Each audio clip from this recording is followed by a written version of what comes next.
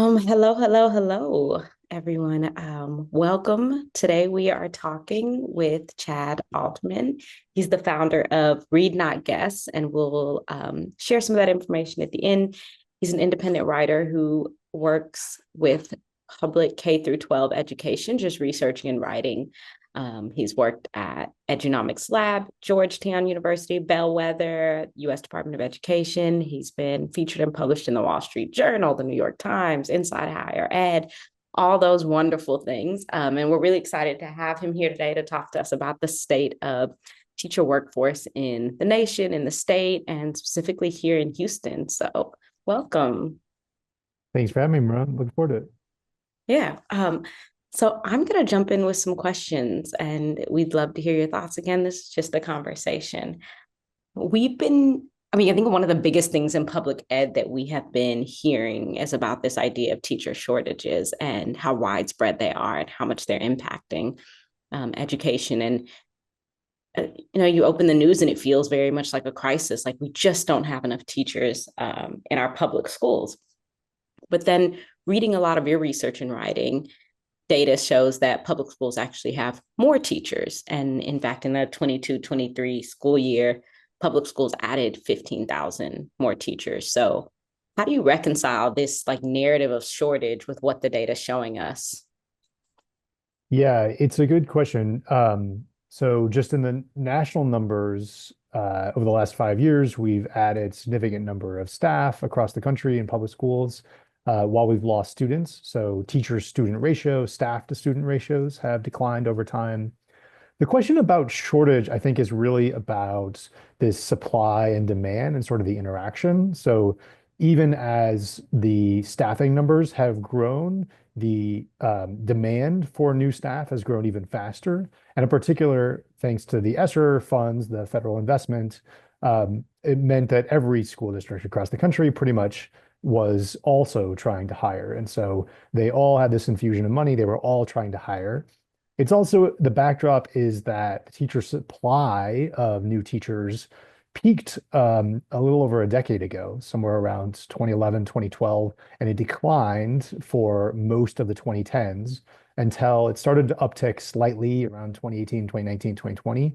But it was still far below where it was 10 to 15 years ago. And so this demand increase hit at the same time the supply was down. And so it meant that the number of applications per open job were much smaller. Districts and schools had to work a lot harder to find those staff. So that sort of the shortage is really about the lack of or the inability to find all the people that a school might wanted to hire. It's not literally that there are fewer people working in schools. And I think that's a common mistake and misconception. And if you talk to people who don't work in schools, who don't follow the data, they interpret a shortage as literally there aren't people in the buildings. And that's not true. The federal data shows that across the country, for the most part, there are more adults in more different types of roles across public schools.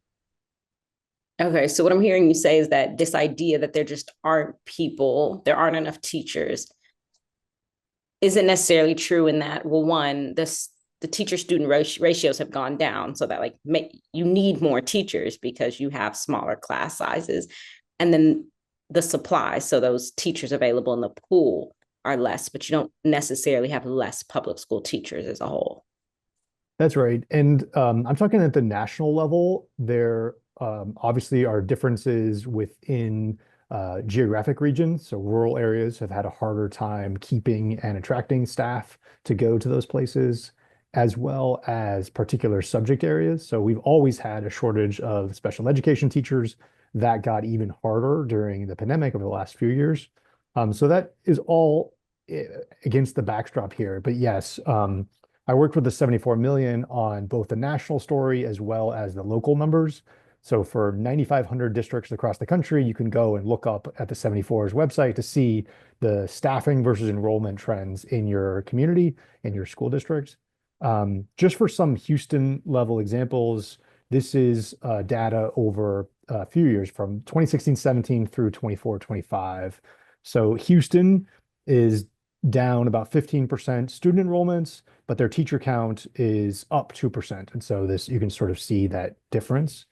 Aldine, their student enrollment fell 17%, their teacher enrollment fell 15%. In Pasadena, it was student enrollment down 16%, teacher count down 6%. Um, these districts all are shrinking their student teacher ratio. And that's sort of the national narrative, is this shrinkage of the student teacher ratio.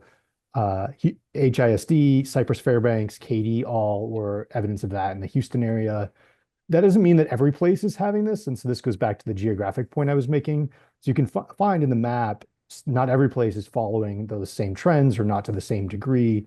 So in the Houston area, Spring Branch, Alif, Sheldon, Harmony, and Yes Prep are doing more. They actually were struggling to maintain and sort of match the change in student enrollment versus teacher growth as well. So even hearing you say that, where it's like teacher and I mean, student enrollment's gone down a certain percentage, but also the teachers, and it feels like a match that challenges this conventional story or like what we're hearing, where you're talking to families and even educators, and they're saying, well, my student doesn't have a teacher in fifth period, or they've had a long-term sum, or they've had, and so what would you say to reconcile that, just for people listening who are just in the community and they're like, I hear what you're saying, but that's not what I'm feeling is that my kids don't have a teacher in fifth period, or they've had a long-term sub, or they haven't gone a whole year with a teacher. Yeah, so one thing I'll say is you mentioned class size earlier. So these are ratios. These are essentially counts of how many people employed as in a teacher role versus the number of students in those schools or districts. And it doesn't necessarily translate one-to-one to class sizes. So people will probably laugh, but I'll give some quantitative examples. So Houston, their teacher to student ratio fell from 18.7 down to 15.6 to 1. So basically, in the average classroom, potentially, the teacher would feel like there were 3 students fewer in their class. But the reason I think some teachers might laugh at that is there aren't that many classes in Houston Independent School District where the class ratio is actually 16 to 1. So what that means is that there are other teachers in that position, in those roles, that aren't in front of students on a regular basis. Maybe they're playing other instructional roles. Maybe they're serving other types of teacher roles, teacher coaches or other things that they're technically classified as a teacher. Maybe they're paid on the same teacher staffing salary schedule, but they're not necessarily translating into differences on the ground that a teacher or certainly a parent might not feel. That's really helpful. So when we think about those teacher-student ratios, I'm hearing they could be teachers, but they're instructional coaches or interventionists, or any number of teacher roles when it comes to staffing, but they may not necessarily, as you said, be in front of classes teaching. And so when we look at those numbers, we have to kind of understand the context in which they could be classified as teachers. Yeah, I'm getting all my numbers from what's called the Common Core of Data. It's a survey collected by the National Center for Education Statistics, and they have categories of different roles for at the district level. Teachers is what most of that I've been using, but they also collect numbers of other staff, things like paraprofessionals, student support services, um, other administrative roles. So they do delineate teachers, but it might be that they're not necessarily staffed in a traditional classroom teacher role that most people would think of when they hear the word teacher. That's really helpful. That's interesting. Thinking about kind of in that same through line of teacher shortages, another thing that's been in the news and a lot has been this idea of teacher exodus. And I'm wondering, from your viewpoint, how has the perception of a teacher exodus matched reality during and after COVID? Because we're like, what we heard is there's COVID and all these teachers left and there's a mass exodus, and supply is low. So how has that perception matched reality for you? Yeah, let me start with the national numbers and then I'll break it down a little bit into Texas. There are some data dashboards if you want to look at specifically within Texas as well. The basic gist is that some people were afraid when COVID first hit that there would be a teacher exodus. And in the fall of 2020, that actually didn't happen because schools were often remote, and there weren't other job opportunities. And so that actually, teacher retention rates actually rose in the fall of 2020. That means there were fewer people leaving in the fall of 2020. But as things opened up, both in the broader economy and for schools, the teacher turnover rate started to increase. And it did increase in the fall of 21, and particularly in the fall of 22. We hit nationwide highs. In Texas, it hit a high of 13.7%. So for anyone else who's an employer, you might think of roughly 1 out of 7 employees left Texas public schools in the fall of 22. Roughly 1 out of 7 teachers left in the fall of 22. That's come down a little bit. So we have numbers for the fall of 23 for Texas, and they fell to 13.1%, so a little bit down. What we've seen from other places around the country is this is pretty standard, that there was that peak of turnover in the fall of 2022, but as things got back to normal and people started going back to jobs and everything, then it just sort of eased off. And there was a bigger increase in those early years, but since then it's returned more to normal. The other thing that's relevant here is there's been some research, not a lot, but there's some research on teacher turnover rates over the long term. And man, they are really consistent and stable over the very long term. It definitely changed in COVID, but it went from, say, in Texas, 10 or 11% leaving a year to that 13, 14% leaving a year that we saw in Texas. So it's not actually a lot. Other private sector employers see much higher rates of turnover, and teachers tend to leave their jobs at pretty similar rates as other well-educated employees, like nurses or accountants or social workers. Over the long term, that's sort of pretty similar as teachers. That's the best way to think of it, is like teachers leave their job, their profession, about the same rates as other well-educated professionals leave theirs. Um, that just feels so different. I think like I'm hearing you say that, and I'm reframing in my brain of like when I hear you say this is pretty typical of other industries, just because it, and who knows if it is just this, we have internalized it and therefore it has become true and felt really chaotic, or if there's another lens and we need to place when we're thinking about retaining teachers and this exodus of teachers. But when I hear you say that, I'm not gonna lie, it like conflicts a little bit. You're just like, I hear the data is the data, but yet somehow there is this very widespread feeling of mass exodus. We don't have teachers, you know. And so I think that's interesting, and I'm gonna think a little more deeply about it. And I think anyone who's listening, I would encourage them to do the same in terms of, so what does that mean for education if actually in the long term this is pretty standard. And what does it mean for education if this feeling that we're having, that 13 and 14% is really hindering students' education and the ability to have stability and have teachers who are retaining historical knowledge and experience? If this 13 and 14% is how it feels, then I do then say, okay, even if it is the norm, if it feels like it's too much and we're not feeling like it's best for kids, then should we not still be thinking about how to retain teachers, or how do we change those numbers? I guess it's like, what I'll ask is, even if the data feels like it is the average from your vantage point, should this really big focus on retaining teachers still be a focus regardless? Yeah, there's a lot to unpack there. So one is that the data I'm citing are averages. And so certain schools, certain roles definitely have higher rates of turnover, and we should be more focused on the specific problem areas, in my opinion. So in particular, I'll talk about early career turnover. I think we could do a lot better of supporting people in their early careers. If you think about turnover rates, this has been repeated lots of different times, is it sort of follows like a little bit of a U or sort of a J curve of really high turnover in the early years, and then it slowly drops in terms of annual turnover rates to the point where someone in 10, 15 years, 20 years in teaching, they have very low turnover rates of some states, it's as low as 1 or 2 or 3%, very low rates of turnover. And then it increases again at the back end, particularly as it interacts with teacher pension plans and when people know that they can retire with full benefits.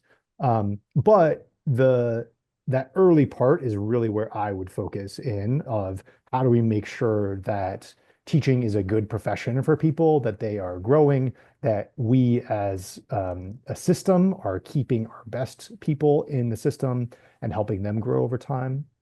There's also quite a bit of evidence that people improve significantly in their first few years to 5 years in the job. And so how do school leaders think about that sort of growth curve and what that means? I think to your broader point, I do think that schools have been not interested enough on this question of whether all retention is good retention and whether all turnover is bad turnover. I would be much more interested in differential retention. So, is the school keeping its best educators in the hardest to staff roles? That to me is a more interesting question than what's the average retention rate. And so I think that there's still like problem areas, even as if maybe the average is not as big of a problem as I think people have perceived it to be. Yeah, I appreciate that clarity. We hear a lot about retention in terms of, like you said, early years, even with students with special needs, as those numbers are rising and needing to retain those teachers. And so it is definitely something that we would encourage everyone in education to be thinking a little more deeply about. Where are your focus areas when it comes to retention? I think the other side of it is, what does retention look like? What does it look like to motivate people to stay in the profession? And right now, it seems like a lot of that comes from this idea of starting salaries, in terms of like we're heavily dependent on this framing of a teacher can start at making this much. And so we've seen the starting salaries rise in the last 15 years in Houston from like 44 to, I think, we're in our 60s, depending on the district. We're in the 60s. And so when we think about the early years, a lot of the emphasis is just kind of around starting salaries as a place to attract people. And salaries tend to be what we focus on when it comes to retention. When you hear that, I guess, what are your thoughts when you think about the research on that being the way that we do retain some of what I'm hearing you say are like our irreplaceable teachers, our best teachers, and our teachers in some of these more niche areas like special ed? Yeah, so there's a lot there. I do think the focus on early career salaries is important. It is helpful to draw people in and attract people to the profession. We've talked a little bit about the teacher preparation numbers, but I do think the continuing to focus on those early career salaries is one lever that schools and districts control that they can continue to focus and try to bring people into the profession. And then in terms of using compensation strategically after that, I think it's about making sure that good teachers are identified and that get paid accordingly. I think too many places continue to treat all teachers interchangeably, and they only look at things like master's degrees or years of experience and not about their evaluation ratings or their ability to improve student outcomes or what role they're serving in. We've touched on this a few times, but special ed is the hardest to keep. Special ed teachers report that their jobs are harder than traditional elementary teachers or secondary teachers. They just have a higher workload, and yet we don't pay them anymore. So I think that that is something that more schools should be willing to experiment and pay people for the tasks that they're taking on. Another thing is the school that they're working in. So if a district is treating all teachers interchangeably, but there's the higher poverty school across the train tracks, is the are teachers being compensated any extra for taking on harder jobs? And in too many places, the answer is no. But I think that that is something where leaders should be willing to use their dollars accordingly to invest in both quality, to invest in retaining people as they advance, to attracting people to get into the profession, and then just focusing in on these shortage areas as well. We're talking a lot about like teacher compensation and salary. Can I just ask you to break down and I guess in a semi-high level terms for everyone, how does teacher compensation really work when you factor in benefits, pension system, salary? Like, what do we mean when we're saying teacher compensation beyond salary? Yeah, it varies a lot across the country, and Texas is different than other places, but I'll try to give some parameters.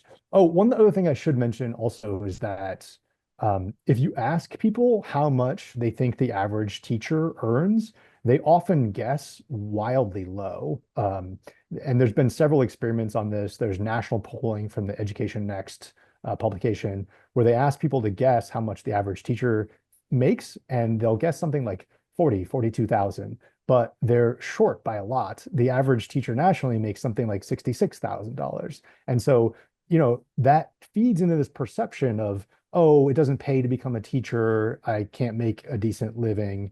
And there are some places where that is true, but it's not true everywhere. And I think it's useful for leaders to talk about what their average pay is, what someone could make 5 years in or 10 years in or something. Um, Sorry, what was your original question? I got off on a tangent there. No, you're good. Now it's a two-part question. How does teacher compensation like really Oh, work? yes, yes, yes, yes.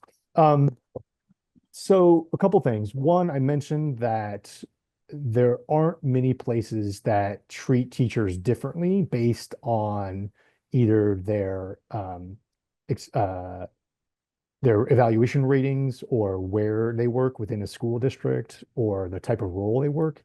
Instead, they use a single salary schedule, which puts people into steps and lanes based on their years of service and their academic credentials. So do you have a master's degree? Do you have a master's degree plus 15 credentials or 30 credentials? And you can jump to different tiers from there. And the data nationally suggests that about 85% of teachers are still paid on that single salary schedule.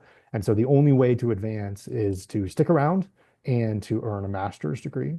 Um, the reason I flagged the master's degree is that the evidence suggests that people with master's degrees are no better teachers, and the process of getting a master's doesn't necessarily help people become better teachers.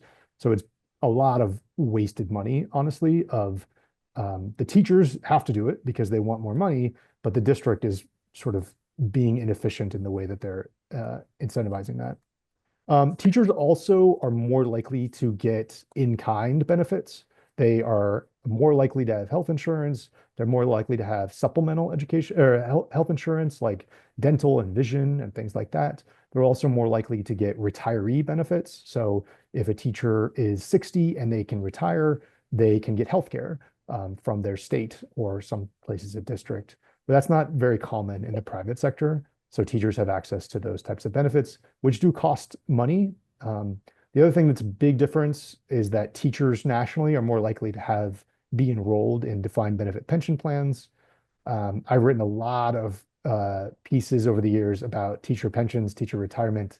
If you're interested in any of that, go to teacherpensions.org and you can see that. I'll summarize it briefly here, which is that the pension plans, one, have become very expensive because states have underfunded it for the past. And so they have these liabilities. Essentially, they're carrying extra debt that they have to keep making payments toward, which have made it very expensive from the employer or the state side. But the teacher side, the benefit side, are not actually that generous on average. The pension plans work well for someone who comes into a state and stays for 20, 25, 30 years. At that point, you qualify for a pretty good benefit, but a lot of teachers don't. And so we talked about early career retention. And if you're only going to stay 3 years, 5 years, 10 years, the pension plan is not a very good deal for you. And you probably, maybe you'll qualify for something, but it won't be a very good benefit. Oftentimes, you'd be better off withdrawing it. This isn't financial advice. I have to make that caveat, but oftentimes you'd be better off withdrawing it at age 30 or 35 and reinvesting that rather than waiting for your pension 30 years from now. Um, And the other thing I'll say is teacher compensation tends to be significantly more backloaded than other professions. So in other professions, there's a growth curve of salaries and there's a peak at, say, mid-career, 40, 45, and then it levels off. For teachers, it's much more backloaded. And so it's a much more steadier increase. And then particularly when you combine pensions into it, you really, as a teacher, you have to wait until you're 55, 60 until you're in your peak earning years. And that's just based on where the peak is of the profession. Obviously, doctors make more money than teachers, but just in terms of the curve, teachers have to wait longer to get those higher benefits at the back end. That does not sound like a recipe for success in terms of having the peak happen later in the years, but we're talking about how to retain our earlier teachers. Um, and what I'm hearing you kind of advise is a little bit more intentionality around the compensation structure, from salary and the way that that's happening, but also benefits and pensions, and being more intentional to retain some of those quality teachers, and being more intentional about who you retain and how. Um, what do you get to talk in your work to a lot of teachers? You get to do a lot of research. What are you hearing from younger teachers about how they view the current compensation structure? Because I mean, I'll say, as a young teacher, everything you're explaining, I did not understand. It was like, I don't know. I know I'm paying into a pension and I get a paycheck every 2 weeks. And so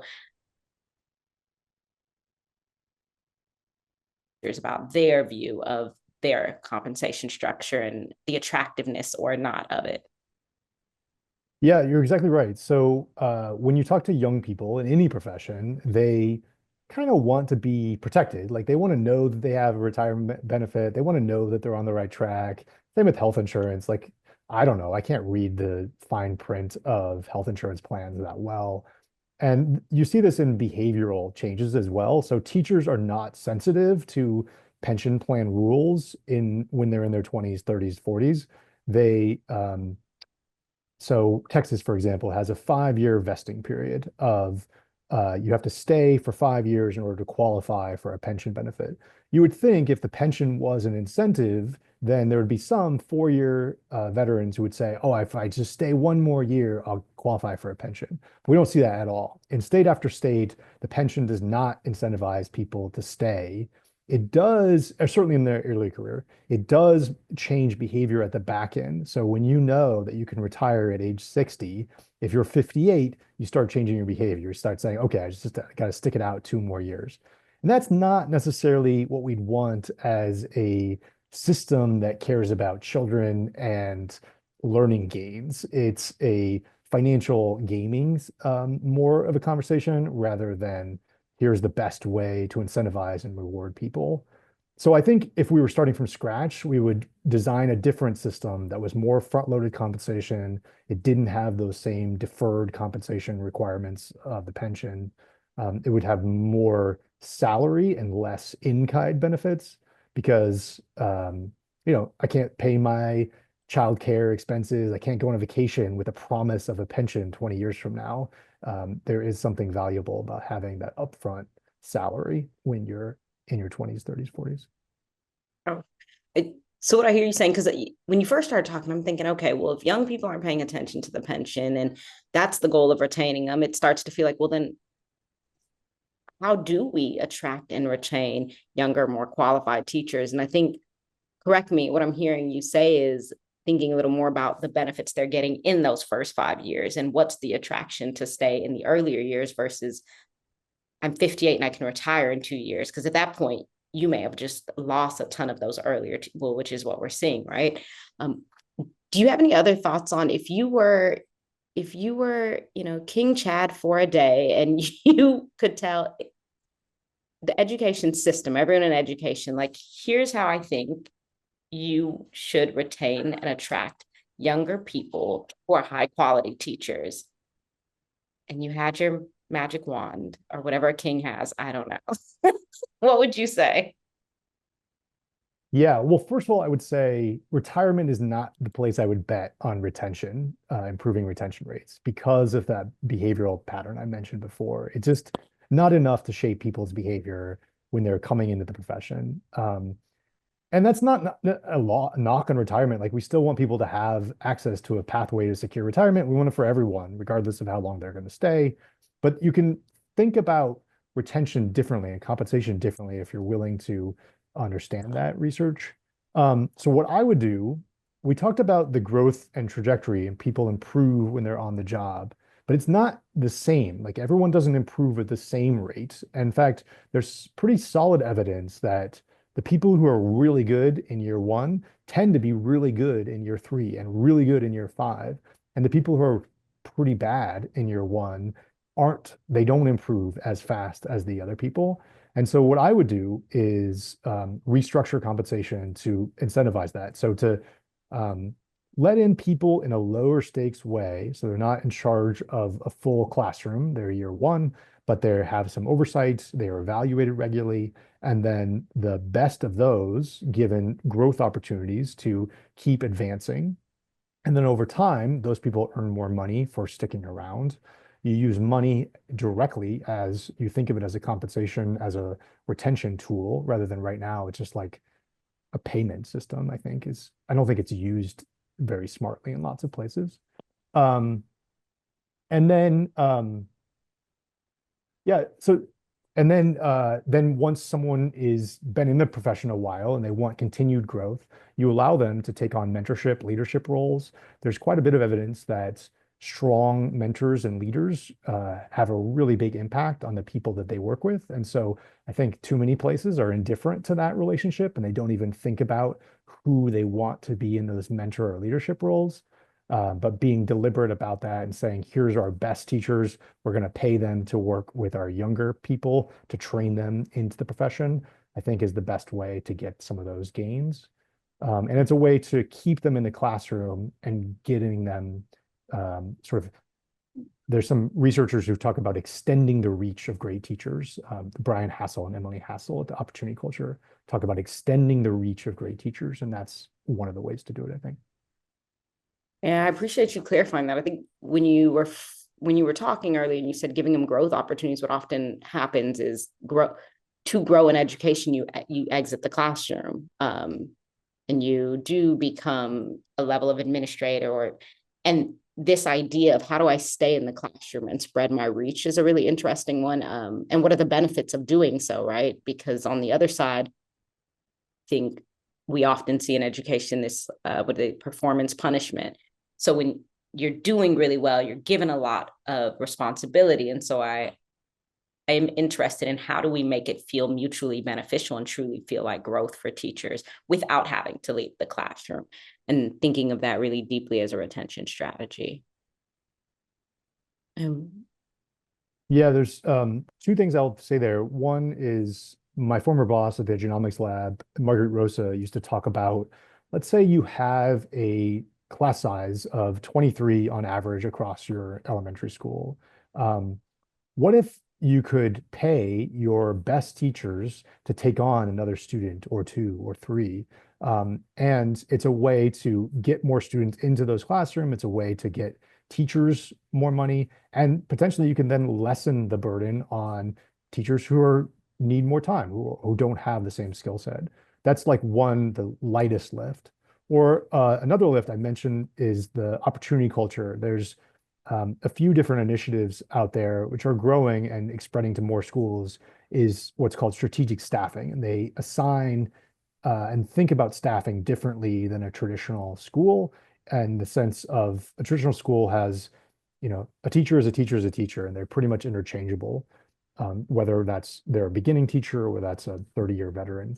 But some of these strategic staffing schools think about people differently. They have resident teachers who are coming into the profession. They're lower paid, but they don't have full responsibilities yet. And then there's people who are going to help them and work with them. They might take on master or mentor teacher roles, and then they get paid extra for taking on those master and mentor teacher leadership roles. And it's just a different way of staffing. And so you're thinking about a team of teachers working together rather than silos of teachers, each with their own classrooms.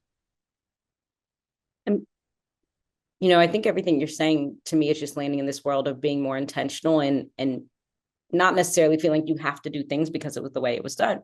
They've been done in the past, but think about like if our end goal is to retain our better teachers, keep teachers through those 5 years, and ultimately do what's best for students, we're going to have to think about things a little more intentionally in the way we do things versus continuing to kind of run the same play. It seems like the through line of everything you're saying. I'm going to shift us a little bit. We talked about the early teacher, but we touched on students with special needs and educators, special ed teachers. Um, because that is another space where we are in need of a higher supply of teachers, yet those are the teachers who we're not retaining as well. We've seen this gradual increase in students identified with special needs in public schools, and we don't necessarily have the teacher workforce that's meeting those needs or is retained. What would you say are the unique challenges that are contributing to the shortage of specifically special education teachers? You Yeah, touched on it earlier. I touched on a few things earlier of the job of a special education teacher is often harder than it is for a general ed teacher. Um, and they report, like if you survey them, ask them, they report that their job is harder in the sense that they have to spend more hours working, they are more isolated, they are doing more paperwork, their sort of morale is lower. And so I think it's about integrating those teachers as well. We talked about student integration, but we haven't done as much on the teacher side. Um, I think this isn't my full area of expertise. I'm more a labor market person than I am a instructional coach in this sense. But I do think I wrote a piece for Education Next last year of looking at the supply and demand on the special ed side in particular. And it's similar to the same national story I was telling before of we actually have a lot more special ed teachers than we've ever had before, both overall and on a per student basis. We just would like, we as in schools would like to have even more. And I think it's because they're trying to hire more staff. And so I think there's probably different ways of staffing rather than assuming that the answer is always adding more staff. There might be different solutions of integrating staff or integrating student supports in different ways. Again, I'm not an expert on this, but I think there's some breadcrumbs to that. The one thing I'll say on this supply issue is there was a study out of Hawaii. They paid their special ed teachers $10,000 extra because they were special ed teachers. There was also a component if they were a special ed teacher in a high need school, they got even more money. And that extra money did two things. It helped boost the supply of special ed teachers. It also meant that the shortage areas of special ed was basically on par with other areas. And so that's the sort of dollar amounts I think school districts should be thinking of when they have shortage areas as $10,000. And starting at that point, rather than some initiatives will have very small amounts of 500 or $1,000. The other thing on the supply issue that I think is relevant is it's not necessarily that we as a country don't have enough people trained in special ed. In fact, even in some states that have looked at this, they have more than enough special ed teachers to cover all the open roles. But a lot of people are getting dual certifications. So they're getting a special ed endorsement at the same time they're getting elementary ed endorsement. And then they're choosing not to use the special ed endorsement. They're choosing to serve in the elementary ed role.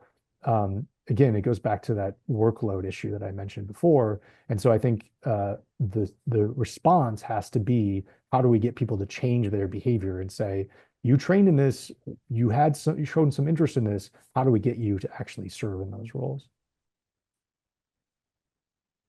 This idea of integration has come up a few times with special ed and with early childhood, where it feels like these are these isolated fields. I'm in a different part of the building. I don't necessarily receive as much training. If we have professional development, it's geared towards the general ed and so I think it's really interesting you brought it up, and it's something we have to think a little deeply about. And it's connecting very much for me with early childhood and special ed of how are we these very critical teachers, how are we making this more attractive, but also integrating in terms of them feeling a part of the school body and feeling trained and developed and valued in a way that makes them want to stay, or in the way you said, if they have two endorsements, makes them want to use this one. So I think that's something we'll have to continue to think about as a system more holistically, is how are we, in the same way you said our most valuable teachers are quality teachers, the one in essence, all the teachers we want to retain, again, how are we being more intentional about acting in a way that does retain them, from the way we do compensation structures to, I know you said you're not an expert, but there are breadcrumbs in the way that we develop them and coach them and create an environment where it feels like it is the place you want to be. And if you are there, you want to do special ed or early childhood or some of the other spaces where it is a little different, right, in the way that their workload looks and the way that they're trained. I'm Because we're getting close to time, I kind of want to pull back. You've written a lot about reimagining the teaching profession. I think that's really interesting to me because as I said, I think the whole theme is just completely pulling back. When I hear you talk and I read your articles, there's this idea of pulling back, looking at the data, and then being intentional, but also innovative in this. We can do things different. And so when you think about reimagining the teaching profession, what would a modernized teaching profession look like to Chad Aldeman? Yeah, Ooh. you give me a lot of power in this conversation. Yeah, a king getting to redesign the teacher profession. I think there are a couple things. So one, on the preparation side, I think that um, I would I have more confidence in a school or district integrating new staff into teams than on the preparation that's entirely external. So I think the model of a teacher is prepared at a college or university and then is hired to be thrust into a school and does well on day one, I think that's not a good model. I think you need to think about how to integrate those people from the very beginning. And that means maybe rethinking licensure. Texas has gone pretty far in this front. But the other, I'll give a couple examples. I mentioned the opportunity culture. There are a few other organizations like this. The Teacher Advancement Project has been working on this for decades. The Arizona State University Next Education Workforce. Within Texas, there's Transcend and the School Empowerment Network that are all trying to think through how to redesign the school day. And it comes back to a couple things. It's both different from the teacher side and it's different from the student side. And I think both those things matter. From the student side or the teacher side, it's about a team-based approach. We've talked a little bit about this before, but it's instead of having those isolated classrooms, it's about putting a team of system of in place. And so, you know, 4 or 5 or 8 staff members are responsible for a group of students rather than one teacher responsible for 25 or 20 students, whatever that might be. The other, Just pausing on that, because that's like a pretty big shift. How do you think that that type of model would alleviate teacher burnout or improve student outcomes? Like, what would be the benefit to that? yeah, what I've heard from teachers in those models is they enjoy having people to talk to. So that's one thing. They have coworkers that they consider people. There's also just the day-to-day stress of not having to be in charge of planning everything. So there's curricular aspects to it. It's also having day-to-day of you need to run the bathroom, and instead of being the only person in charge of your 25 kids, you have a team. And so you can just say, hey, I'm stepping out, and it's a lot more seamless in that sense. Mm. Um, and then it's also about planning for student needs. So rather than being isolated and having new challenge, every student is a new challenge, you can collaborate and talk amongst people. And then there's that great teachers are at the head of the team as well. So that is a big aspect as well as having that coach, that master or mentor you can always go to for that. And then that changes. Yeah, go ahead. You were going to jump in. Oh no, I think what I'm hearing is, again, I keep pulling back and being like, at the core, what am I hearing? And it sounds like there's this idea of like mentorship, connection, space to be flexible, and like having a little more balance. And so that's interesting to me because we're moving into kind of a place of more rigidity when we think about the shift, and how we approach this work. And then at the core of what I'm hearing you say, it feels like a shift in a different direction of like mentorship, connection, space to be flexible, whether it means I can collaborate and have this community of practice with someone and have the flexibility to think about these problems, or simple flexibility. And I can go to the restroom because there's someone else I can tag in. Yeah.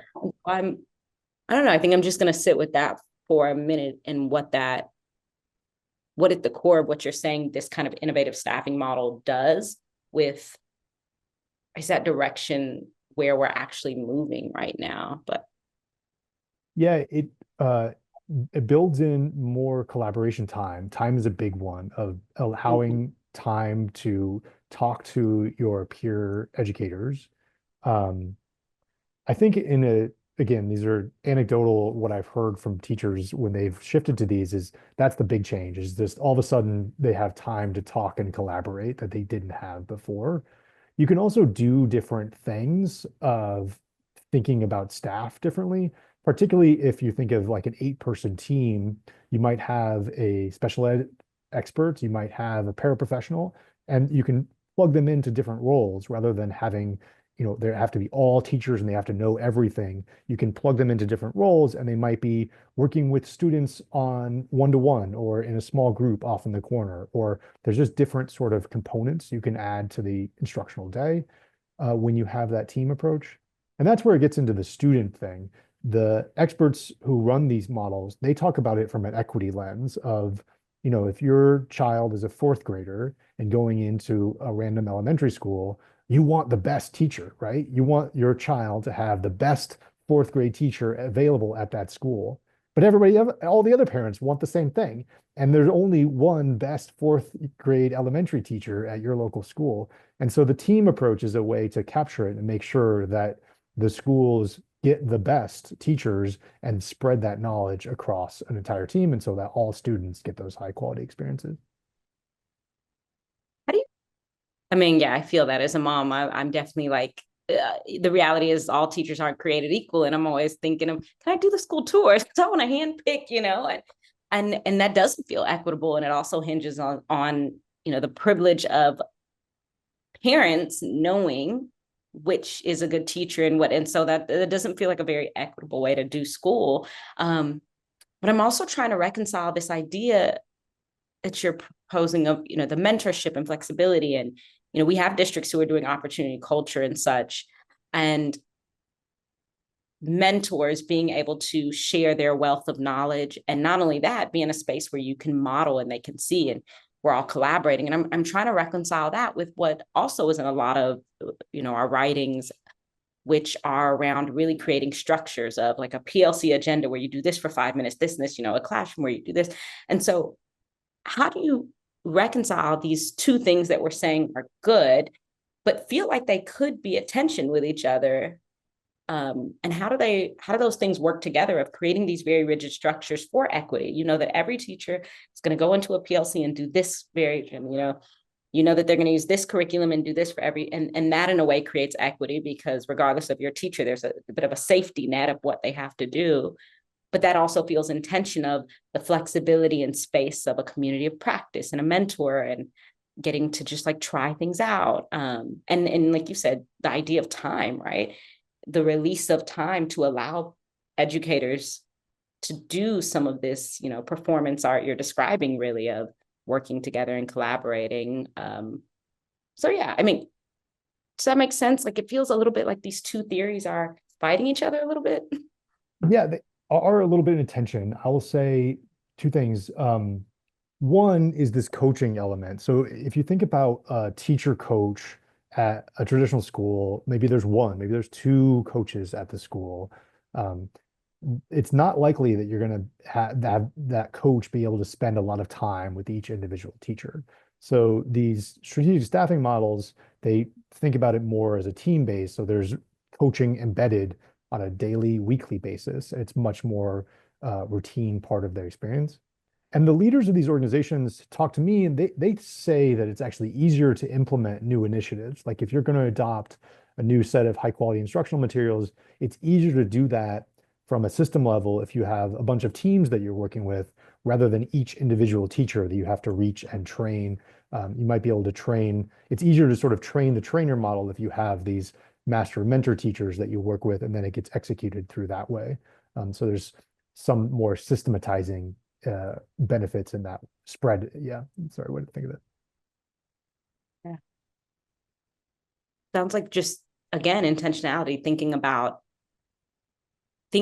the whole picture and how you are using this idea of mentors to get some of those systems in place instead of seeing them as in direct conflict with each other in a way that I think, we've kind of seen in some educational spaces.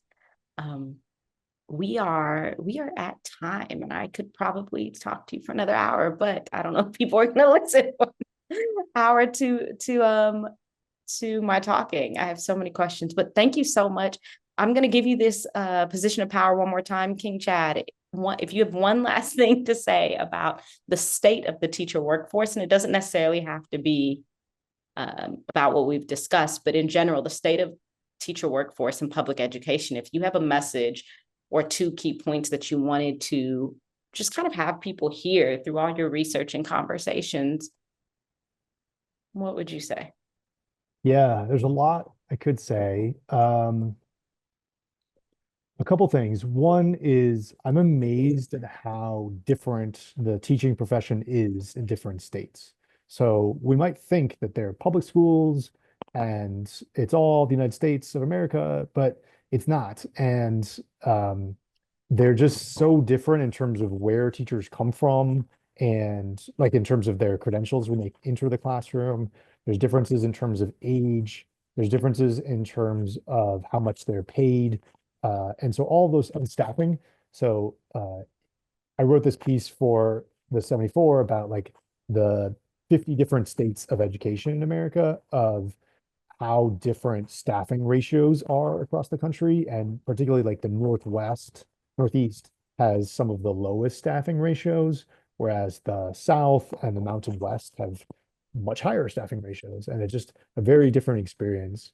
Similarly, teachers' master's degrees, in New York and Massachusetts, there almost every teacher has a master's degree, whereas again, the South and the Mountain West, it's much more normal to meet a teacher with just a bachelor's degree, and it's more like a third of teachers have bachelor's degrees. Um, I will say I do think the teaching workforce is ripe for some of the changes that we've been talking about. The current state of the workforce is hard. It's been hard over the last few years, and even though it's grown in terms of numbers, some of the survey data suggests that teachers are not necessarily very happy. And so I think some of the solutions that we've been talking about of building in structured collaboration time, building in a different sort of pipeline mechanism, all could be solutions to some of those challenges going forward. Well, thank you so much for all your work, all the information you put out. They are definitely food for thought and fodder to push the way that we see education. I appreciate the time. And again, just walking away with this idea of how are we reimagining education in a more intentional way to reach all students, and to retain our best teachers, because they are the ones reaching the students and in direct contact with them on a daily basis. I want to, before we head out, just plug, you have a really great readnotguess.com, which I think is really great. And as we're talking about teachers and students, parents are their first teacher, and wanting to just plug, if you do have this program that helps children learn how to read, and as a parent, it's really great. It kind of gives you these like short lessons. As a parent of 2 pre-K students, I just want to thank you for that, because aside from the data and the research that you give us, just these very practical tools for families as the first teacher. Wanted to plug that. If anyone is interested, readnotguess.com is a really great resource if you are a family or you have children in your life that you love and you would like to check out some of those programs. Aside from that, if people are interested in some of your articles, your research, and just kind of following along, what's the best way for folks to follow you? Yeah, if you're still on social media, I'm on X and Blue Sky, or I'm a regular columnist at the 74. I also run a Substack where I dig into some of these wonkier issues. It's just Aldeman on education, and it's free. Same as Read Not Guess, they're all freely available for parents who want to access them. Great. Thank you so much. And I would encourage anyone to follow you. Aside from the teacher workforce, some really great insights from op-eds to the data piece. And as a parent, I will say that not just being an educator, but also being a parent, it's really insightful and really helpful to read the things that you put out. And it helps push my thinking on a lot of things. So thank you very, very much for everything. Thank you. Very kind of you, I'd say, and I'm happy to have the conversation.